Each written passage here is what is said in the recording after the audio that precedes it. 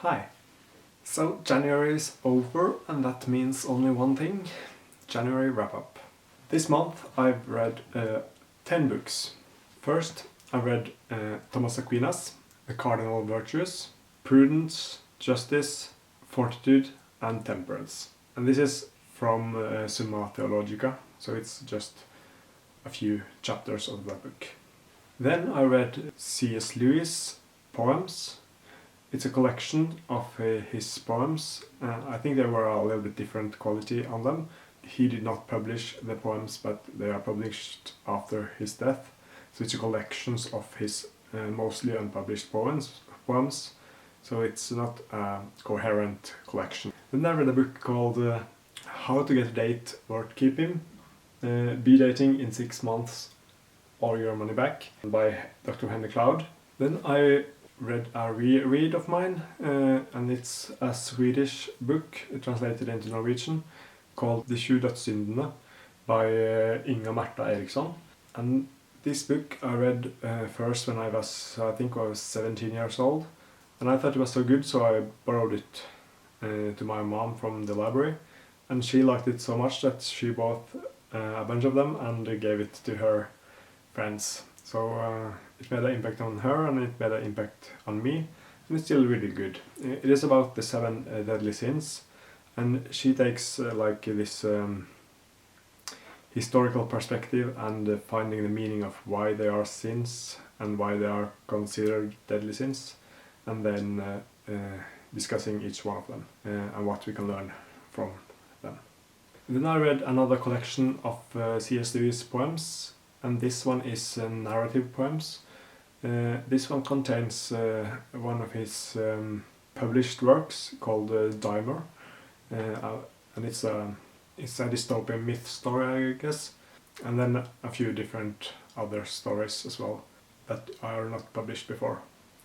Then I also read Till We Have Faces by C.S. Lewis, and this is one of his most famous fiction books, and it's a novel of Cupid and Psyche, a retelling of the myth. Then this next one is the biggest of the books I read this month, and it is Ayn Rand's novel We the Living. And this is about Russia and the early Soviet era. She tells that she was the first to tell a story about Soviet Russia that actually had lived there. So it is the closest you can get an autobiography by Ayn Rand, and it is also her, I think, first novel. I did like the story. It was a little bit slow and a little bit hard to follow, but it did build this world or this reality and show how things were in Russia at that time, and she managed to get through the depression or desperation of that time. Then I read a non-fiction book called On Being Certain, Believing You're Right Even When You Are Not. And this is all about the psychology of the feeling of knowing. You know, when you feel that, I think I've been here before, or I know it's that one, or and then you are wrong, and then he discusses this feeling of knowing and why it appears and how it appears, and then how the brain functions and allows us to actually feel that we know instead of really knowing. And I did like it as a non-fiction neuroscience book, but it did have some flaws in that it did not dwell too much into the philosophy, and it didn't even mention epistemology as a very important genre in philosophy. So that is a big flaw, because it should have. Then I read 2 books that are in this compilation of books of 3 by Joseph Pieper, and I count this as 2 books because I read On Faith and On Hope, and because they are written in totally different times.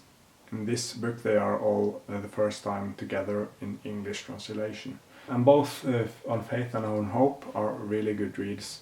If you're thinking about what is faith or what is hope, Joseph Pieper describes them really well.